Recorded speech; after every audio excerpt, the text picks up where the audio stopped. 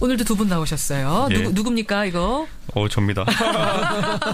껐는데요. 일단 끄시고, 확실히 끄시고요. 네, 예, 아유, 깜짝 놀라게 정신 번쩍 나게 해주시는 이준석 바른정당 노원병 당협위원장 어서 오십시오. 예, 안녕하십니까. 세미래 정책연구소 허성모 소장님 어서 오세요. 예, 안녕하세요.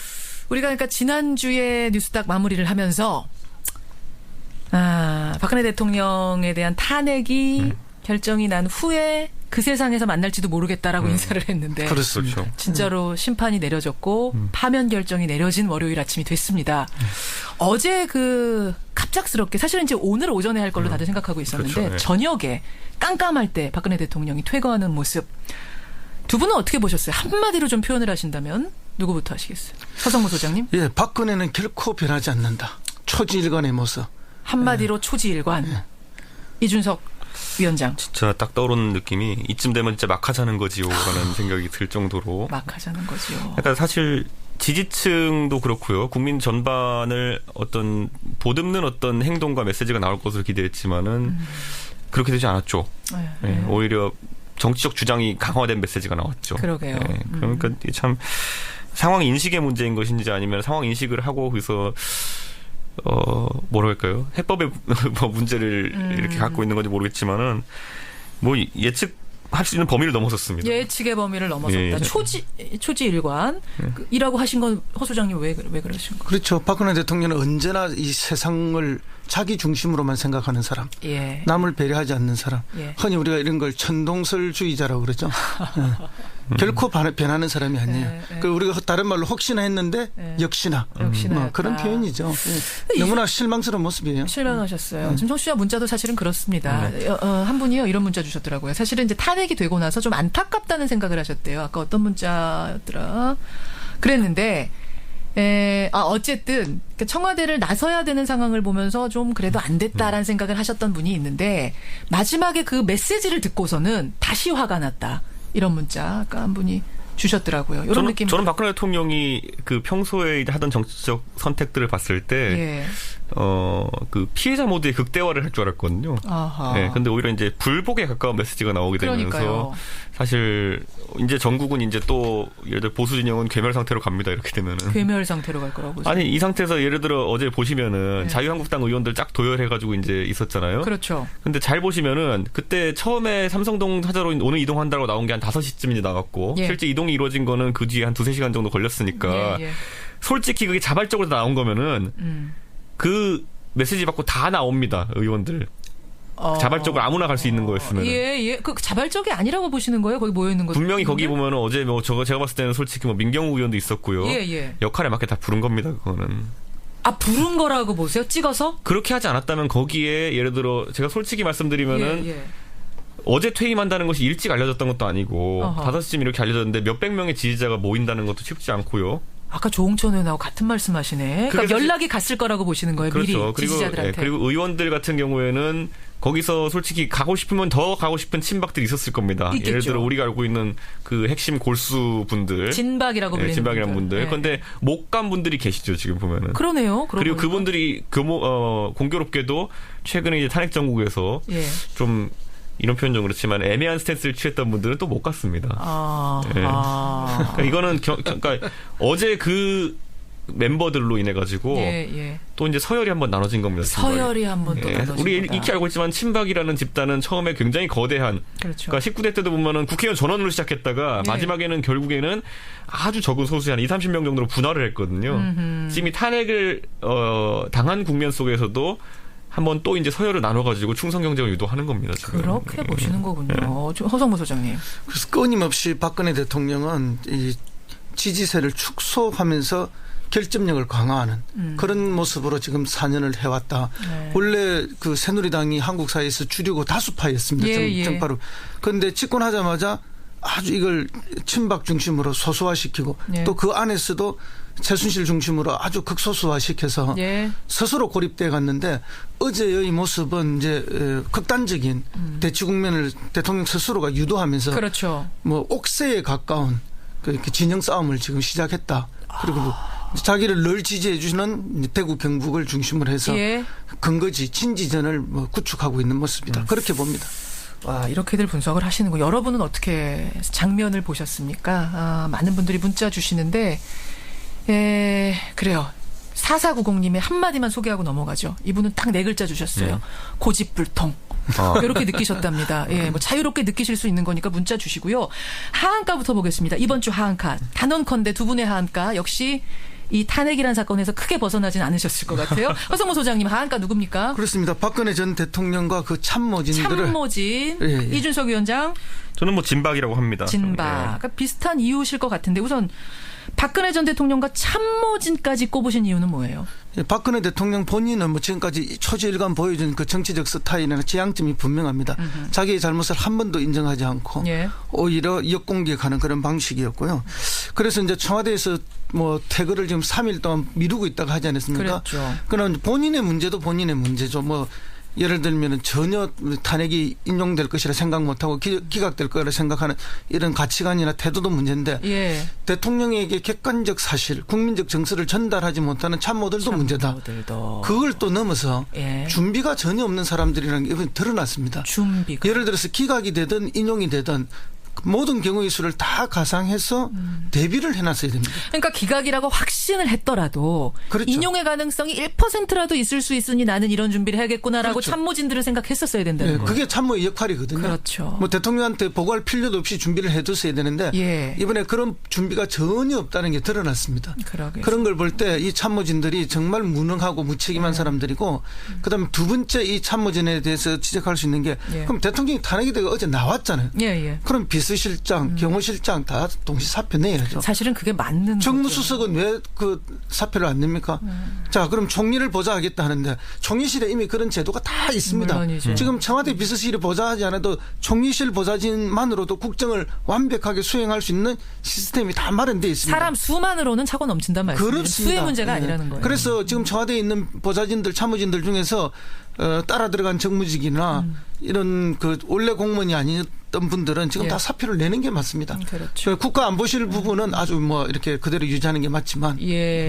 그런 상황에서 참모진들은 우왕좌왕 사흘 만에 퇴거를 하는. 그럼 박근혜 전 대통령도 사실 불편한 거잖아요. 법적으로는 대통령이 아닌데 거기에 계속 머물러야 하는 상황도. 그렇습니다. 그렇죠. 그런데 이제 이게 박근혜 대통령의 잘못도 동시에 있는 게 참모진한테 어떤 자율성이나 준비할 수 있는 그런 것들을 지난 4년간 한 번도 준 적이 없고 오로지 극소수 몇 명 문고리들을 하고만 그렇죠. 해왔기 때문에 또 이런 현상이 동시에 문고리 사라지고 최순실 사라진 상황에서 모두 다 집단 멘붕인 거예요. 그렇습니다. 사실 근데 최근에 그걸 보면은 사실 2, 3일 정도 이렇게 뭐 퇴거가 지연되는 거에 대해 가지고 크게 비난 여론이 있었던 건 아니거든요. 그렇기 때문에 사실 국민들도 많은 이해를 가지고 이제 비난 여론도 있긴 있었지만은 뭐 그게 뭐 진짜 뭐 아예 그게 격화되어 가지고 진짜 뭐 퇴거를 요청하는 어떤 시위가 따로 있고 이런 건 아니었는데 그런데 그래도 일말의 기대가 있었다면 나올 때 메시지 정도는 기대했었는데 그러니까 나오는 시기보다도 나오는 형식과 그리고 나와서의 어떤 메시지가 참 미흡했다는 것이 그게 전 준비 부재라고 봐요 저는. 그리고 사실 이 상황에서 봤을 때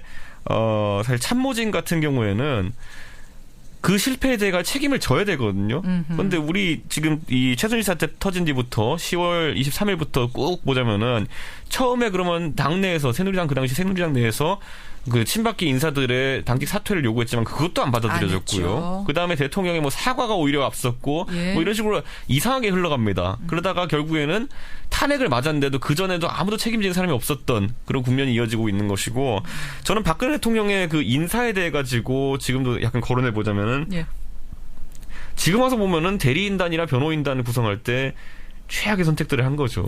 대리인단과 뭐 변호인단. 서석구 변호사, 김평우 변호사. 그렇죠. 이런 뭐 예전에 유영아 변호인이라든지 잃었죠, 오히려. 그러니까 그런 전략을 세우는 것부터 해가지고 과연 누가 도와주고 있었던 것인가. 지금 와서 계속 안 좋은 선택들이 왜 이렇게 이어질 수밖에 없었나. 이게 좀 어떤 면에서 좀 안타까운 측면이 있긴 합니다. 저는. 그 이준석 위원장의 하한가로 자연스럽게 넘어가 보죠. 앞에서 허성모 소장은 참모진을 뽑았다면 이번에 이준석 위원장은 진박을 하한가로 뽑으셨어요. 진짜 진박. 그렇죠. 이제 당청이라고 했을 때 청에서는 참모들이 높겠지만 당에서는 이제 박근혜 대통령을 서포트하던 이제 진박들이 있는데 헌재에서 대통령 파면이 선고된 직후에 자유한국당 쪽에서 이제 바른정당 쪽으로 입당 문의한 분들이 좀 있습니다. 잠깐만요. 탄핵 선고, 그러니까 탄핵 인용 파면 결정이 난 후에 전화가 걸려왔어요. 바른정당으로. 그날 저녁에 이제 좀 협의가 들어온 부분들이 있는데 내가 자유한국당에서 바른정당으로 옮겨갈 수 있겠습니까라는 문의 협의가 들어왔다고요. 그렇죠. 전화가. 그런데 몇 명이나 됩니까? 뭐 숫자는 밝힐 수 없죠. 대략. 뭐 십수명 정도 된다고 얘기가 들려옵니다. 십수명이 된다고요? 예, 뭐 직접 연락이 온 사람들은 그보다 적지만은 그래도 마음이 동해 있는 사람은 십수명 정도 된다는 얘기가 있는데. 그래요. 근데 지금 자유한국당은 어쨌든 한번 분열을 해야 됩니다. 지금 무슨 말이냐면은 예전에 탄핵에 찬성했던 64명 중에서 아직까지 바른정당으로 오지 않은 절반 32명 정도가 지금 그렇죠. 1차적 대상이고요. 이들에게는 두 가지 선택이 있습니다. 내가 남고 진박을 내쫓던지 아니면은 내가 나와서 바른정당을 오든지. 아니 왜 같은 배는 계속 쭉 못 타고 간다고 보세요? 왜냐하면 나머지 32명 같은 경우에는 확실히 수도권 성향의 수도권 지역구를 두고 있는 그런 의원들이 많기 때문에 현실적으로 수도권에서는 지금 자유한국당 같은 경우는 굉장히 축소되어 있습니다. 지지층이. 그러네요. 그렇기 때문에 그리고 그 지지층이라는 것이 이제 남아있는 한 10% 정도 되는 지지층이 굉장히 수동적 지지층입니다. 그러니까 여론 확산을 시키기 어려운 지지층이기 확장성이 때문에 별로 없는. 그래서 앞으로 그 둘 중에 한 가지 선택해야 됩니다. 이쪽도 벼랑 끝이고 저쪽도 벼랑 끝이고. 내가 나가든 저쪽을 내쫓든. 그러니까요. 그런데 그 분화가 한번 있을 것으로 보이고 그 과정의 핵심에 보면 지금 뭐가 있냐면요. 황교안 총리 이제 사실상 출마 불가능해졌습니다. 황교안 총리 출마 불가능이라고 보세요? 저는 이 상황에서 이제 나오려면 당이 기반이 되려면 자유한국당의 지지율 정도는 유지돼야 되는데 당 지지율도 푹 빠졌고요. 지금 탄핵과 함께 절반 정도 푹 빠졌고 반토막 났습니다. 그리고 황교안 총리가 이제 선거 관리자 입장인데 그렇죠. 이번 주 중으로 선거 일자를 지정해야 되거든요. 아무리 작은 그 스텝이라 할지라도 내가 만약 뛸 생각이 있는 선수라 그러면은 선거 일자를 지정하는 것조차도 결과에 약간 유불리에 영향을 주기 때문에 진짜 나가려면 대선일 지정하기 전에 사퇴해야 전에 됩니다. 나가야죠. 전에 자기가 나가야죠. 날짜 정해놓고 자기가 선수로 뛰는 건 말이 안 되거든요. 그렇죠. 그래서 황교안 총리가 만약 카드가 불발되면은 자유한국당의 고민은 거기서 시작됩니다. 그러면 황교안 총리 말고 가장 그럼 대중성 있고 그나마 가능성 있어 보이는 후보는 홍준표 지사인데 홍준표 지사도 너무 그걸 잘 알아요. 내가 친박 후보가 될 수 없다는 거를. 친박에서 날 밀어주진 않을 거라는 걸. 홍준표 지사는 한 번도 남한테 뭐 어떤 브랜드를 달고 갔던 적이 없고 그냥 뭐 범친이적인 성격은 있었지만은 그렇죠. 이분 성격은 그래도 독고다이라고 우리가 표현하는 독불장군식. 요 표현은 지양해 주시고 비방용이니까. 독불장군 스타일이기 때문에 이 독불장군 스타일에 있어가지고는 진박도 부담스러워합니다. 그래서 이분을 대통령 후보로 선출하기를. 그렇기 때문에 아마 이런 부분이 있어가지고 자유한국당이 후보 내는 게 지금 쉽지가 않다. 낸다 하더라도 아주 강력하게 결합된 당과 결합된 형태의 후보는 아닐 것이다. 그러니까 살기 위해서 내는 후보일 것이다라는 생각이 많이 들게 되는 거죠. 그러니까 자유한국당은 일단 나가려는 의원들이 지금 꽤 많아질 거고 거기다 후보도 마땅치 않은 황교안 총리조차 후보 카드로 잃어버리는 상황 상당히 어렵습니다. 제가 이거 어제 들은 얘기는 그저께 분석인데 어제 박근혜 대통령이 진박 서열 한번 또 세워 주문이 내가지고 동요는 더 심해집니다. 얼마까지 나올 수 있다고 보세요? 자유한국당에서 탈당할 수 있다고 보세요? 뭐 제 생각엔 자유한국당에 있는 의원들이 좀 위기의식을 느낀다면은 어제 간 사람 빼고 다 나와야 됩니다. 진짜. 그 희망사항이시고 실제로는 한 30명은 나오겠습니까? 그렇게 되긴 좀 어렵다 봅니다. 저는. 30명까지는. 수도권 지역의 의원 다 합치면 한 15에서 20 정도 나오지 않을까 생각합니다. 그분들은 다 문의 전화 하셨군요. 전화는 다 개별로 한 건 아니고요. 상식선에서. 알겠습니다. 허성무 소장님도 지금 고개 끄덕끄덕 하셨어요. 동의하고 있습니다. 대선판 이렇게 흔들릴 거다. 그리고 영남 특히 대구 경북 위주로 매우 이제 이렇게 축소될 것이라 그렇게 축소될 것이다. 황교안 총리의 출마액이 지금 나온 김에 앞에서 우리가 그 윤여준 장관하고 김종인 전 대표 얘기를 잠깐 했거든요. 김종인 전 대표 출마는 어떻게 예상하세요, 허 소장님? 뭐 이렇게 언제까지 버리고 탈당했을 때는 자기가 그런 각오를 가지고 탈당했을 거라고 확신합니다. 그러나 이제 본인은 그런 희망을 가능하게 갖고 있지만 그리고 헌법 개정하면서 뭐 3년짜리 대통령 이렇게 하고 그다음에 이제 대통령 후보를 내지 못하는 당연들은 이제 총리와 2개의 부총리 자리 3정성을 나누어주고 또 27개 가량되는 장관직들을 나누어주는 이런 배분을 통해서 자기가 후보가 되려고 하는 그런 명백한 의사는 가지고 있다. 그러나 그것이 실현될지 안 될지는 지켜봐야 할 것이다. 그렇게 나가는 거는 확실해 보이는데 진짜 그렇게 될진 모르겠다. 그렇습니다. 그런 구상을 갖고 움직이는 건 확실한데 그게 이제 현실화될지는 좀 더 지켜볼 필요가 있다. 그렇게 보입니다. 이준석 위원장 동의하세요? 뭐 나오실 겁니다. 왜냐하면 지금 이제 나이가 있으시기 때문에 정치적으로 판단하셔야 되는 시기고 비슷한 맥락으로 손학규 후보도 나왔고 그리고 정운찬 총리도 이제 대선 전에 뛰어든다고 하는 것으로 봤을 때 이번에 또 70대 그룹이 하나 또 생긴 것 같습니다. 이제 70대 그룹. 그러니까 그 아까 말씀드린 거 언급드린 세 분이 70대 그룹이 하나 생긴 것 같은데 이분들이 나름대로 가진 장점들도 또 있습니다. 예를 들어 김종인 대표 같은 경우에는 아까 말했던 개헌 구도라든지 이런 것들에서 본인 임기 단축을 제일 먼저 얘기를 했었거든요. 그렇죠. 그렇기 때문에 그런 부분이 유권자에 어떻게 먹힐지는 지켜봐야겠습니다. 결과는 모르지만 나올 건 확신한다. 두 분 다. 이 구도가 왜 생기냐면요. 지금 1등, 2등, 3등 정도 후보군 4등 정도까지 안철수 후보까지 포함해가지고 안철수, 이재명, 안희정, 문재인 이 네 분 빼고는 지지율이 2, 3%대를 벗어나지 않고 있다 보니까 5등 후보는 꽤 쉽게 될 수 있는 구조예요.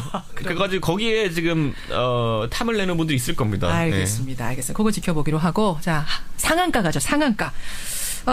허성무 소장님 상한가 누구 주시겠습니까?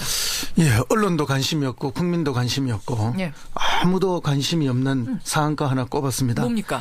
예, 지금 한 달쯤 있으면은 재보궐선거가 전국적으로 실시가 됩니다. 4월 12일에. 지금 이 얘기 처음 듣는 분들도 많을 거예요. 그렇습니다. 예. 4월 12일 날 여러분 재보궐선거가 있어요. 예, 전국 30군데에서 시행이 되는데요. 물론 이제 국회의원 재보궐선거는 경북 북부지방에 하나밖에 있고요. 나머지는 이제 기초단체장 3개, 광역 의원 7개, 나머지 19개 기초의원 선거가 있는데. 그렇죠. 그래서 이제 전혀 국민들도 관심이 없지만 이것이 이제 대선을 한 달 앞두고 시행되기 때문에 이 결과가 대선의 바로미터가 될 수가 있다. 그래서 매우 중요한 선거다. 그래서 이제 시간이 좀 지나면은 이게 관심주로 아주 뭐 상한가를 칠 수밖에 없는데 저는 이제 이렇게 이 주의 최고 상한가라기보다는 오히려 이제 관심주로 끄집어낼 만한 추천 종목이다.